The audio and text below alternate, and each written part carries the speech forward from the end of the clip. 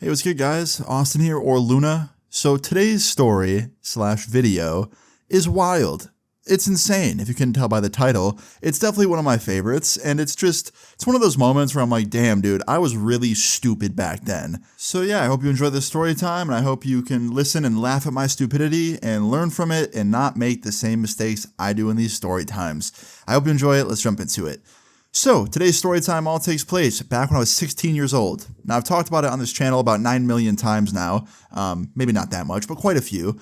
I went through a phase where I was really into going into abandoned buildings. Literally, my story time yesterday was about that. From I'd say 16 to I'd say maybe 19 or 20, I was really into it. Maybe even a little bit before that, maybe 15. But yeah, it was quite a few years, and I was really into it, and something about just the art of urban decay really had me. What did I just drop, bro? What was that? What did I drop? All right, I'm an idiot. But anyway, yeah, something about the art of urban decay really, made me interested, right? So around this time, at 16 years old, it was summer vacation, and I was spending my summer just enjoying life, having a great time, living life, right? And one day, I remember it like it was yesterday. It was a Tuesday afternoon, all right? I had just woken up. It was 12:30.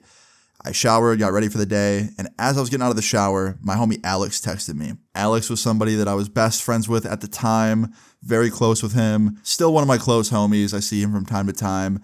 And yeah, Alex was someone I hung out with a lot. And I've told a lot of story times about Alex on this channel. I probably didn't call him Alex in those story times, probably gave him a different name, but still the same dude, right? So Alex hits me up and he's like, yo, man, what's moves today? And I was like, honestly, man, I don't really have anything planned. Didn't really know what to do today. Was hoping you had an idea because I don't got shit to do and I want to do something. And he was like, why don't we go explore?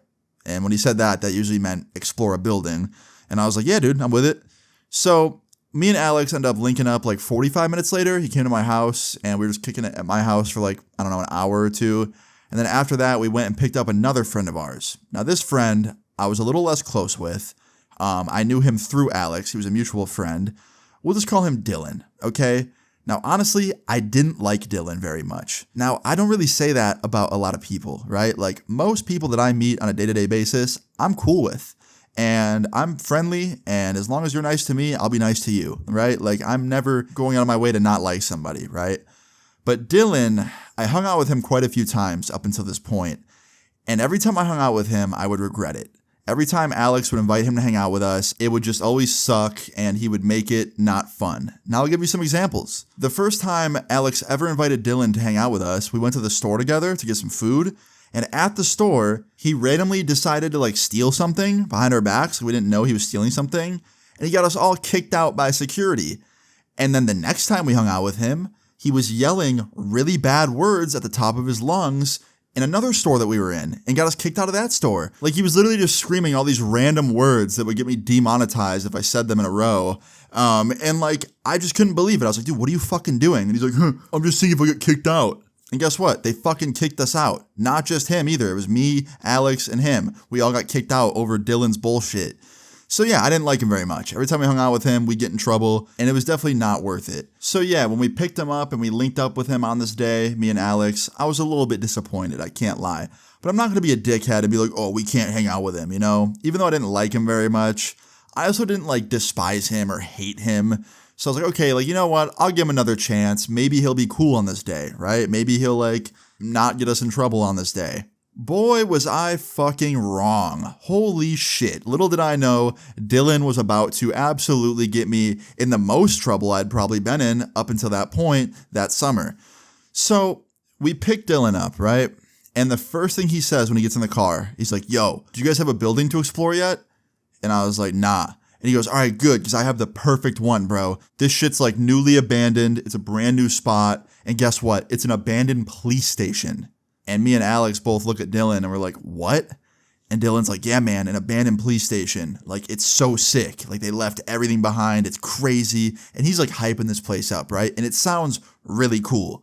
An abandoned police station sounds like a really cool spot to check out. I'm like, all right, man, I'm interested. I'm like, are you sure it's abandoned? Are you sure it's not just some building that they're renovating or something? He's like, nah, man, nah. My friends checked that shit out literally yesterday. They were in there. I saw photos. And I was like, all right, man, cool. Sounds good. Let's check it out then. So before I knew it, we were en route to this abandoned police station.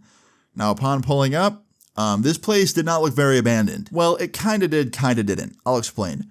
So there was no cars there or anything, so on that note, it did look pretty abandoned. But on the other hand, there was still a lot of power in this building. I saw like lights on in a bunch of the rooms, like from the windows. And I was like, okay, that's kind of weird. But at the same time, I've seen abandoned buildings leave their power on before, so, that wasn't like a deal breaker for us. So we decided to start kind of like, checking out the outside of the building, see if we could find an entrance, and then, go in, right?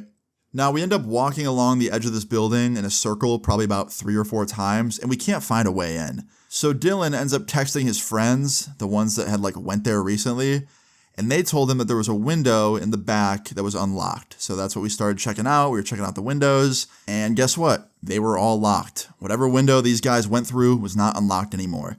So now we don't really have an entrance, right? And in my head, I'm thinking like, okay, you know what? We'll just go home. Because personally, I really didn't like vandalizing the buildings.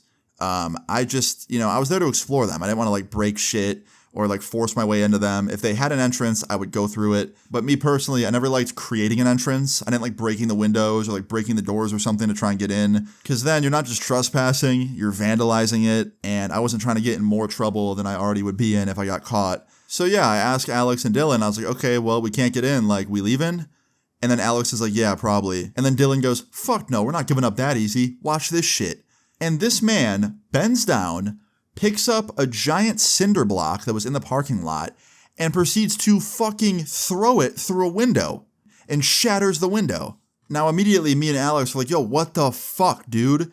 And Dylan's like, what? We needed an entrance.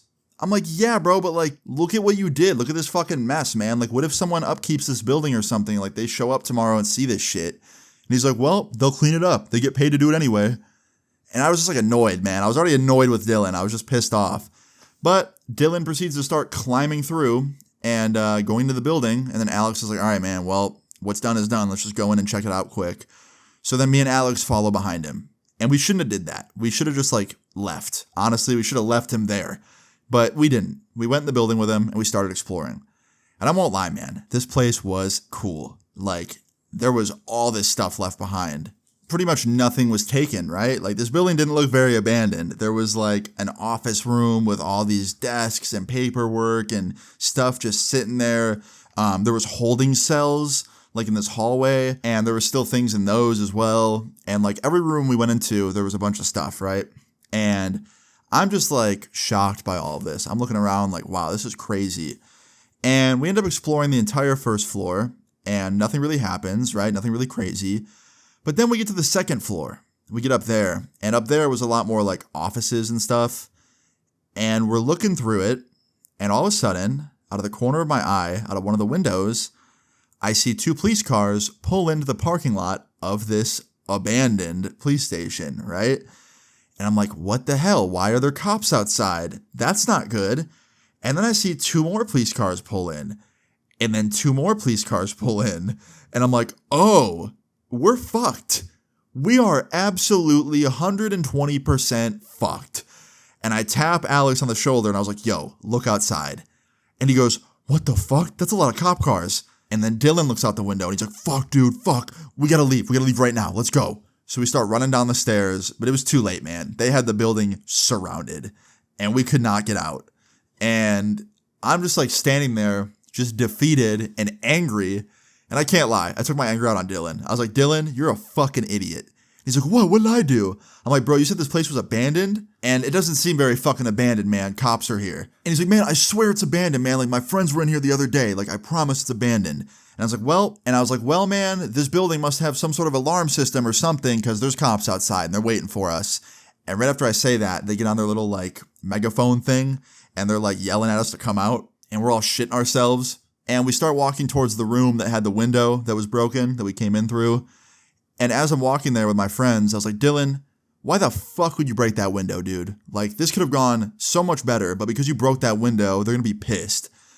And I wasn't wrong. We climbed out that window, and the cops were waiting for us, and this cop walked up to us, and he goes, hey, guys, you owe our station a new window.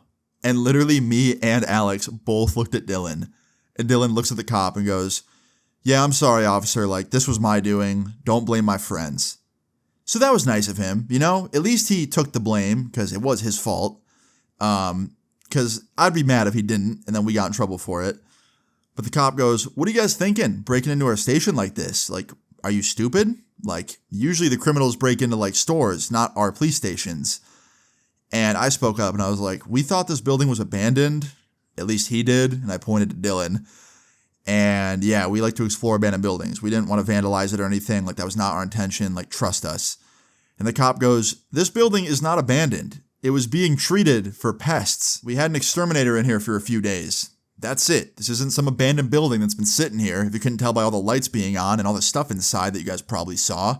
And also, even if it was abandoned, it's still illegal to trespass. What are you guys thinking?"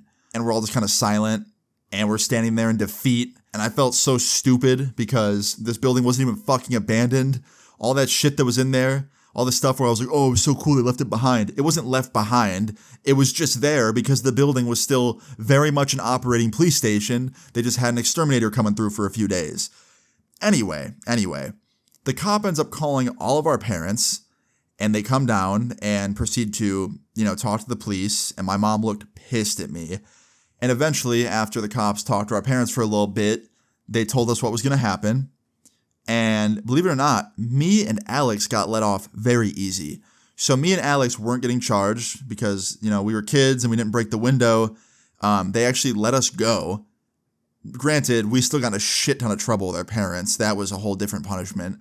But Dylan, on the other hand, he got in trouble because he smashed a police station window with a cinder block. So he got hit with the vandalization. So yeah, he got in trouble. He got charged. Granted, I still think they went pretty easy on him because he was a minor. Like, if an adult did that, I think it would have been a lot different. They probably would have hit them with like vandalization, trespassing, probably some other stuff. I don't know, right? Like, there's probably a lot of stuff you can get for that. But yeah, he still got in trouble and he had to I think do some community service or something. I can't remember the exact extent of what they made him do. I know he didn't go to jail.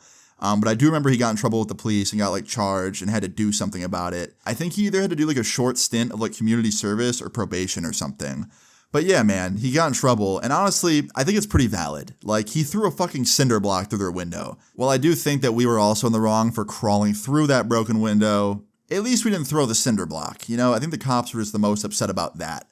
So yeah, he got in trouble. We got in trouble, not as bad, just with our parents. But that still sucked pretty hard too, because I got grounded for the rest of summer and got my phone taken away and anything that was important to me.